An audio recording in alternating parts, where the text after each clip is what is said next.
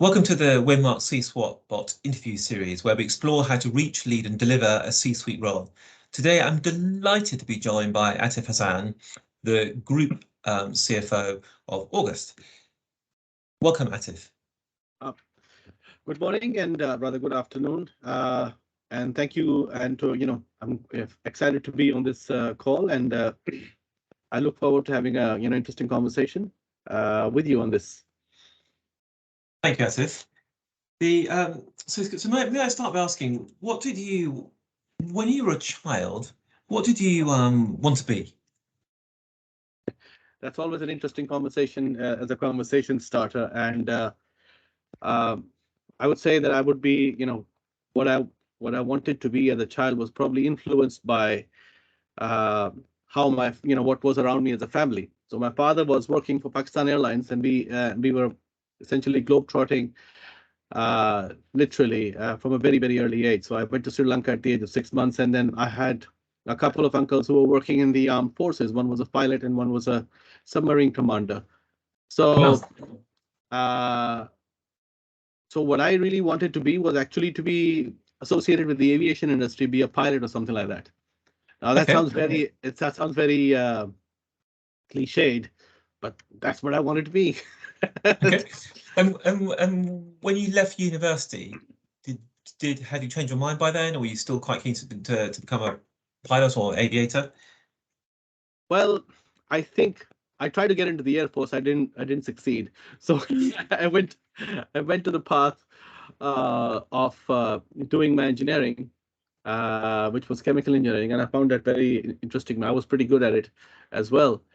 And then actually I had two career changes, as you might call it. I qualified as an engineer, but then I went on to do my MBA because I did not, frankly, find it any longer exciting, although I thought it was very creative to be a chemical engineer, but I didn't see a career in there. Then I went to do an MBA. So at the start of the career, I had a choice between getting into finance or supply chain, actually.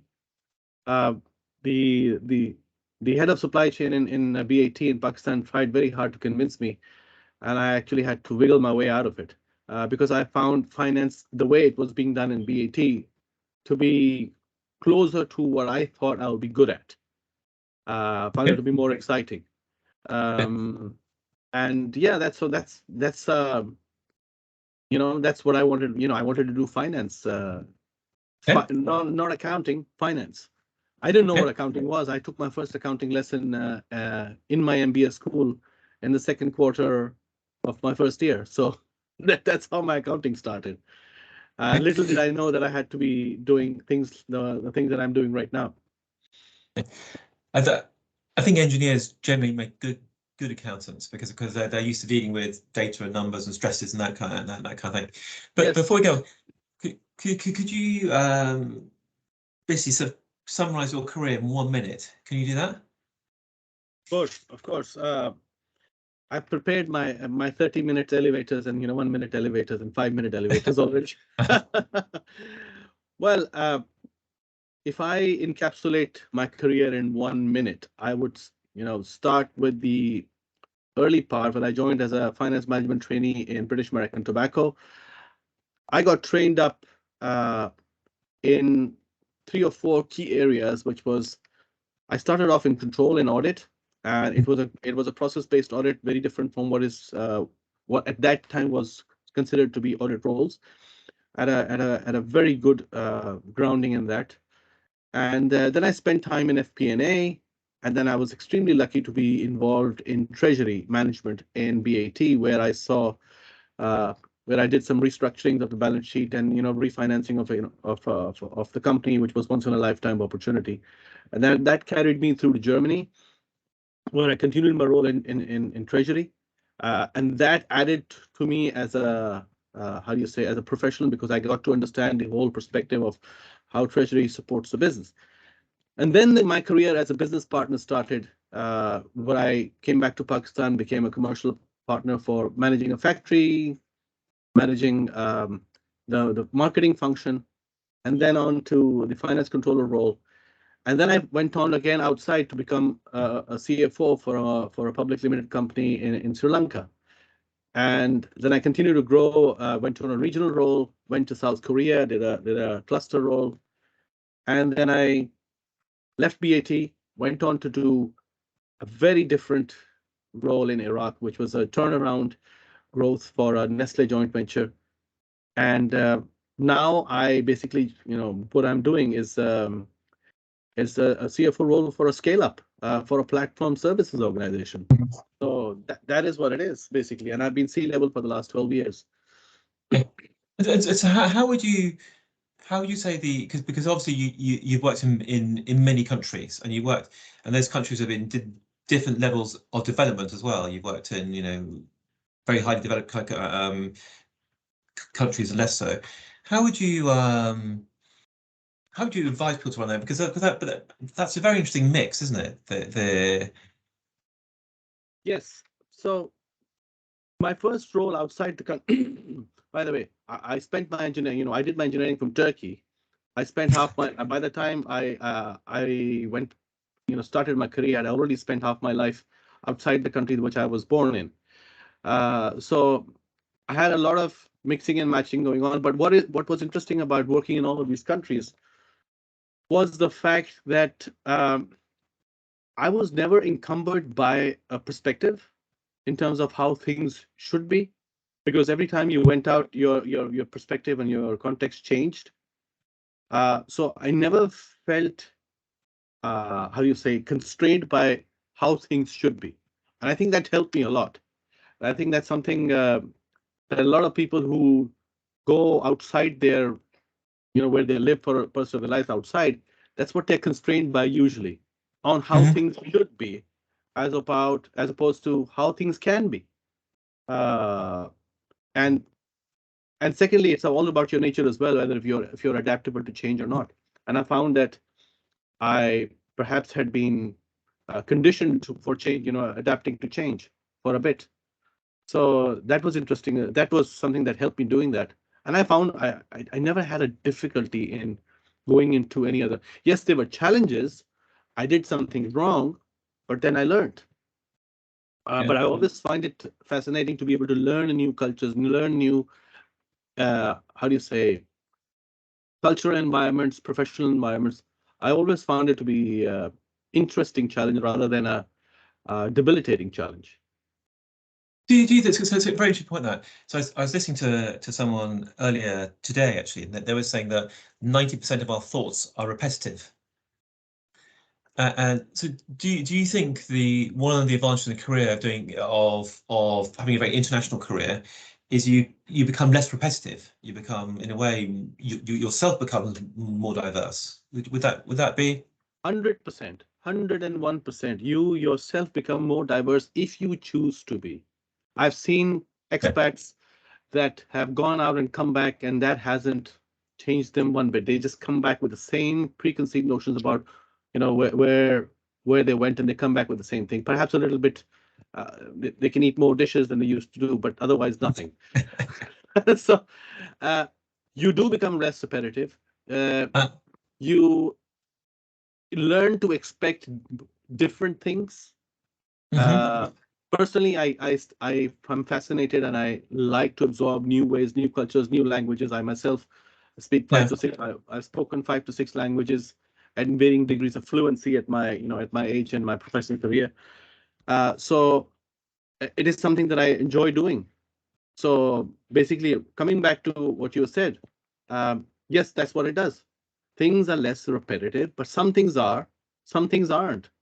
How you deal with people, how you deal with your environment, how you deal with challenges, how you choose your cultural assimilation to enable you to do your job is extremely important. Yeah, to go question on the same sort of lines, you must have the different countries you have worked in must have very different values and ethical frameworks. Correct. And so how do you manage that? Presumably you're being tested in some of those roles in terms of that. So how do you manage that? Well, you got to, first of all, absolutely right. Every country has different sets of values. I can relate to my first transition in a professional setting from Pakistan and going to Germany. Mhm. And the good thing was that I had already had formed a way of working myself. I Mhm. like to do something in a very organized manner. I had a start, I had a beginning and a finish. I relied less on relationship, more on process. Whereas in Pakistan, you do rely a lot on relationships, and process is less focused on. But when you go to Germany, everything is process oriented. There is a way to do things. Some things are acceptable, some things are not. Value on time that you put on, that you decided to put on, and the perspective is more, how do you say, bigger when you go and speak with somebody who's German as opposed to in Pakistan. They talk about bigger things, impact on people, impact on organization, impact on even the environment.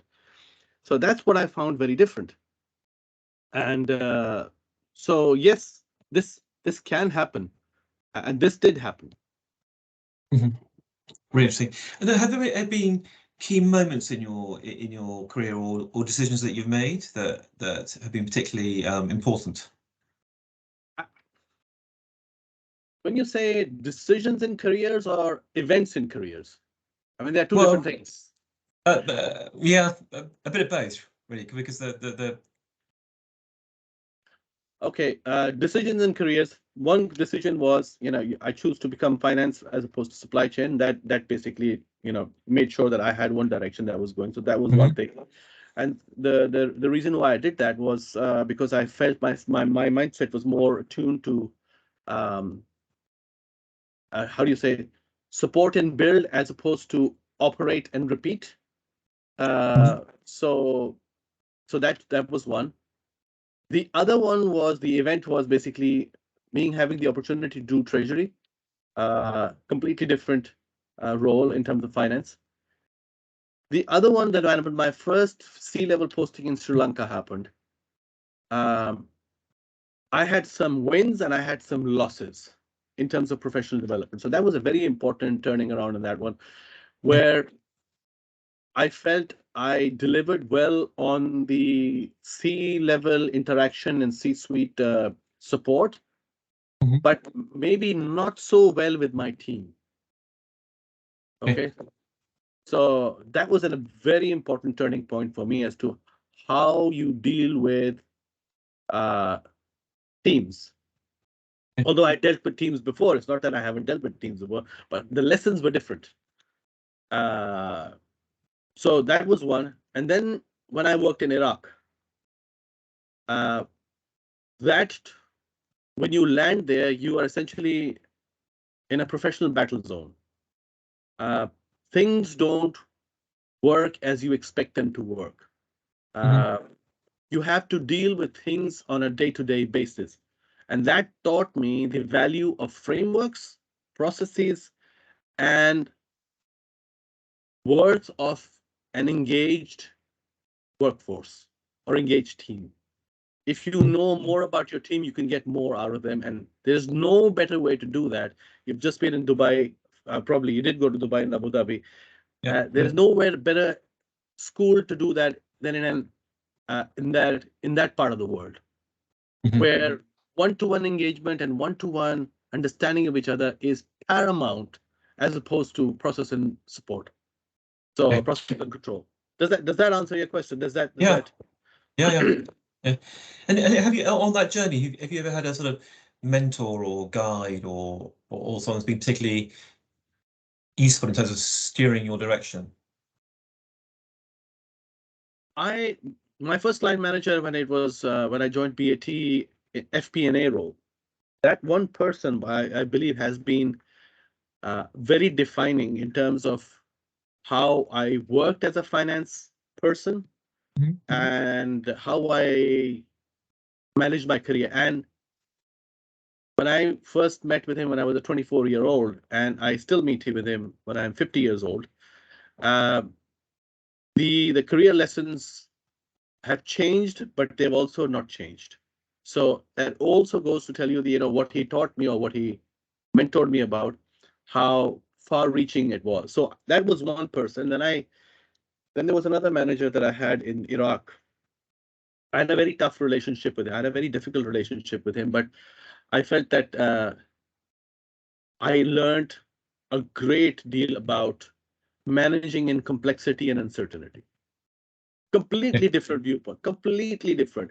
You would not find this in the developed part of the world, Mhm. but it is so, how do you say, I wouldn't say life changing, but it was life enhancing.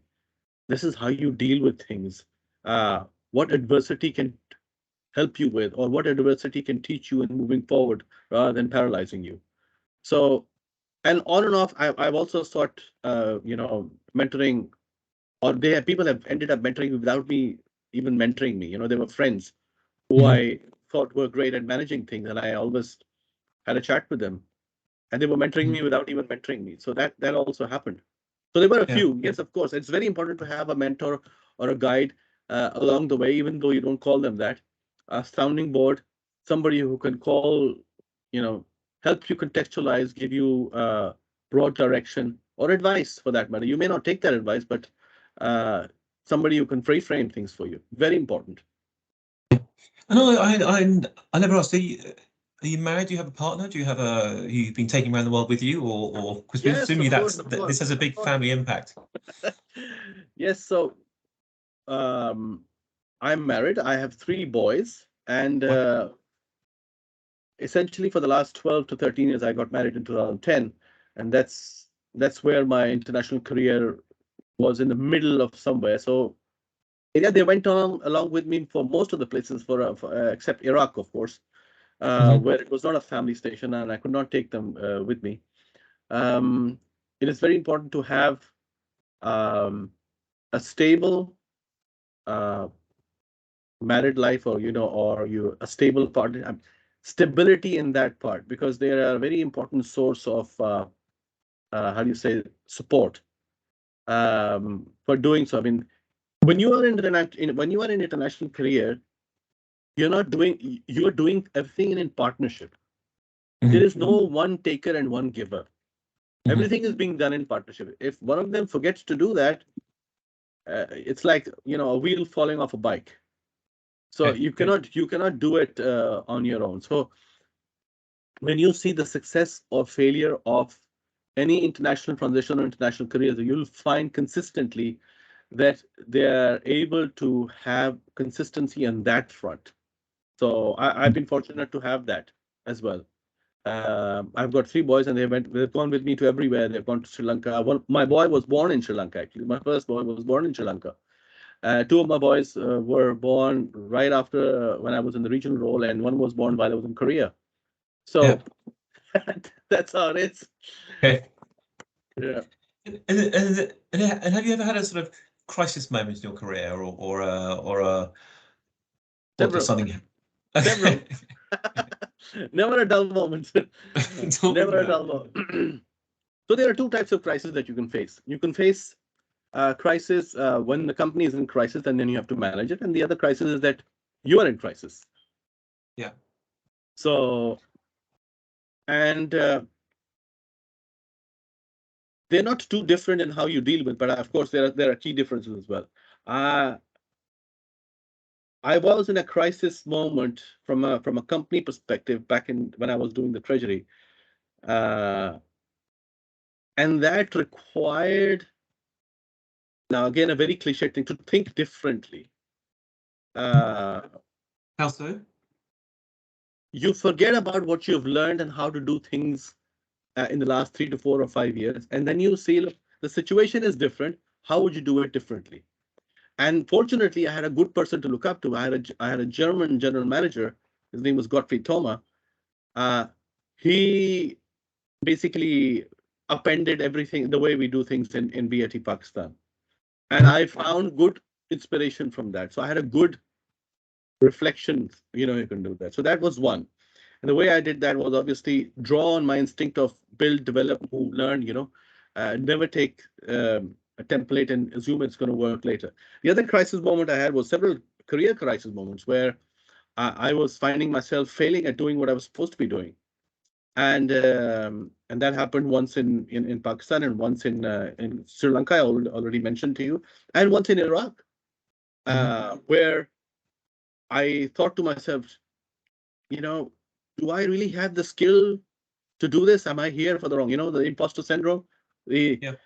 Am I able to do it? Am I really capable of doing it? I think I'm in the wrong position. They've just promoted me out of my depth completely, or they put me in a situation where I cannot handle it. But I always found that you could pull yourself out of it in only two ways. One, uh, back to basics, which means do the basic important things well, which means you need to know what they are first. Secondly, engage, leverage the people around you.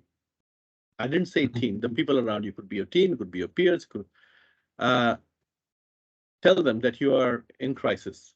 Tell them how you want their help, and make sure that you're putting your foot forward as well, so that your intent is clear, so that you're not piggybacking on them. You're actually taking their support for doing so. People react to sincerity very well, as opposed to being used, even if it's your Yeah. team. Yeah. Very good, very good. Thank you. That's really interesting. And how you strike me as someone who likes to continue to learn through life. So how do you do that? How do you develop yourself and continue to develop yourself? Um, that is a very, very important question for anybody who has had a long career or who wants to have a long career. Um, you've got to start with this. You've got to start with the assumption that you have to learn or continuously learn. Mhm. If you haven't got that thought process well set in your mind, um, then you'll have a problem. So I got that very clearly. I would like to learn new things, and for that you have to let go of your ego a little bit, because people tend to assume, no, oh, I've made it. What the hell do I have to learn? No, I found that out when I went into Iraq. Whatever I learned in my 20 years, corporate life in a FTSE top 10 company in 6 countries, it was worth nothing unless I chose to learn. The other thing is that you should know how to learn. Mhm. So if you What do you mean don't by know that? how to, yeah, if you don't know how to learn, and that's an important thing, because people, I mean, I don't want to be presumptuous about it, but if you have to know how to add on to yourself. Mhm. And if you cannot do that, forget it. And the third thing is, never be afraid to ask for help. That's it. Yeah. That's part of your letting go of your ego. Don't be afraid to, if you don't know. I personally, I mean, I sat down and I never had an accounting career. I don't have an accounting qualifications. And I remember a time when I was in a crisis situation where I actually called one of my team members, and I was 2 levels, 3 levels above, and I said, sit down with me. Can we go through the accounting entries of this particular transaction? Because I don't know how it is going into the SAP. And he looked at me and he says, boss, are you okay? Why are you asking me? Are you testing me? Are you so? No, I'm not testing you. I want to learn. "Oh, you can't be serious." I said, yes, I'm very serious. So you let yourself be vulnerable, open yourself to that part, and be how to. So that's how you are able to continuously learn. There's no other way. Does that ring a bell? Or is Yeah. your No. is that thought process ever been replicated or spoken about by other people? Or Yeah. No. I entirely agree with that. It's very important to keep reaching out and learning new things, and that also keeps you fresh, I think. On that note, how do you manage your network of contacts? And because you must have developed quite an extraordinary group of relationships over time. So how do you manage your network? to be very honest with you, it's a bit of a challenge, because obviously over a course of 27 years, you meet, interact, form relationships with scores of people.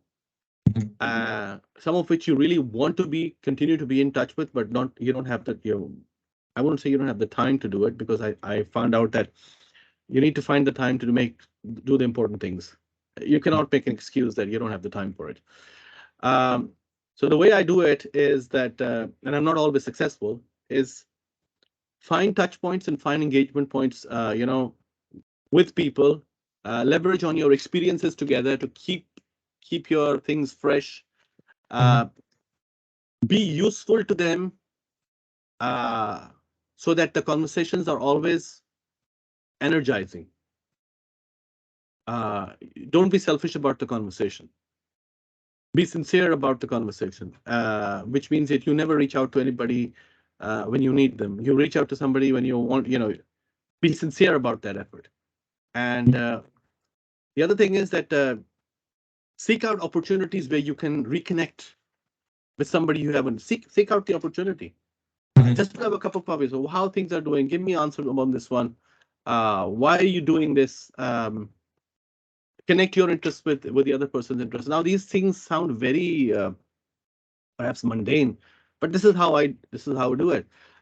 People will tell you about more sophisticated methods of keeping records and keeping this and that, and keep calling them with a calendar schedule.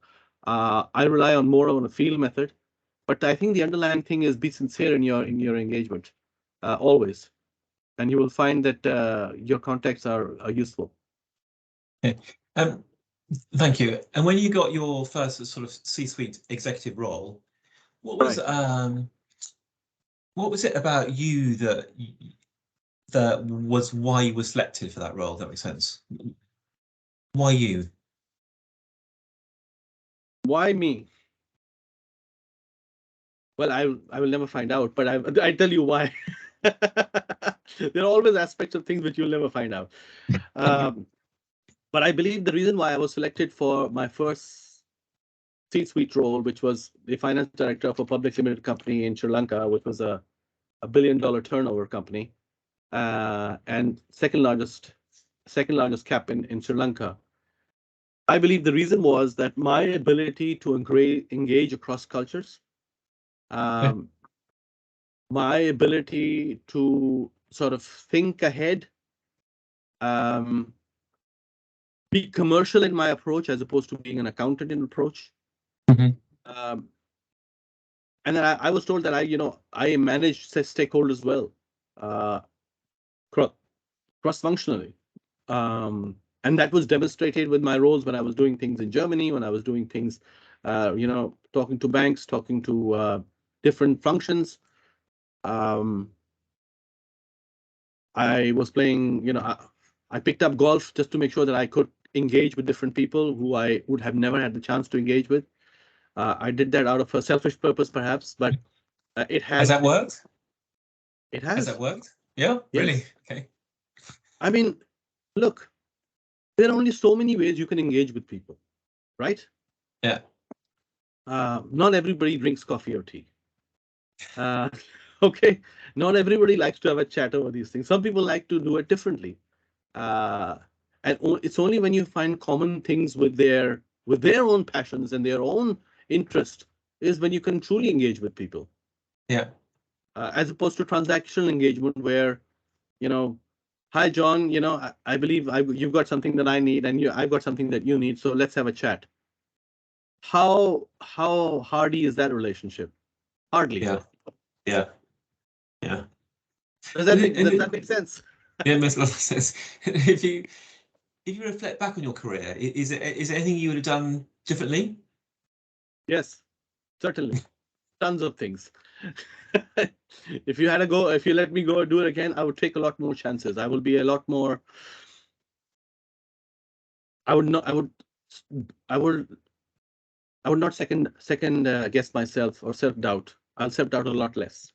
There's a lot more in an individual than one makes it out to be. Yeah. Okay. Thank you. I would have done a lot of that more, and I would be kinder. Okay. And if you met your young self when you're 25, what advice would you give to you? If that makes sense. I would go back and I would say exactly the same things. Take more chances. Don't be afraid. Take more chances. The consequences of inaction are worse than consequences of action. Yeah. Be kinder to people. Be more empathetic. Try to understand their context a lot more. Be less result driven than I was before. Remember, this too shall pass. it's not the end of things. And last but not the least, never stop learning. Yeah. Always make time to learn something, whatever it is. Even if it's the smallest little thing, even if it's mean that you know, learning how to play, I don't know, pool, whatever it is. Yeah. Okay. Very good. Thank you, Atif. That was a really interesting career and insights, and it's how you've gone about that. And I think we can all learn lessons from that. It's quite interesting. I reflect back. I'm married to an Austrian, and I learned a lot through having an international marriage, different cultures and ways of communicating, and but it is always it's a steep learning curve as you go into these new countries and learn things. So kind of like, so I may conclude by congratulating you on your bravery in your career. And that. I don't count myself to be very brave, but yes, that's what it looks like from outside. Yes, it does. It does. Actually, thank you very much indeed for your time. That'll be enormously useful to many people, and we look forward to hearing from you again soon. Thank you, Atif. Thank you very much. Yes, thank you, John.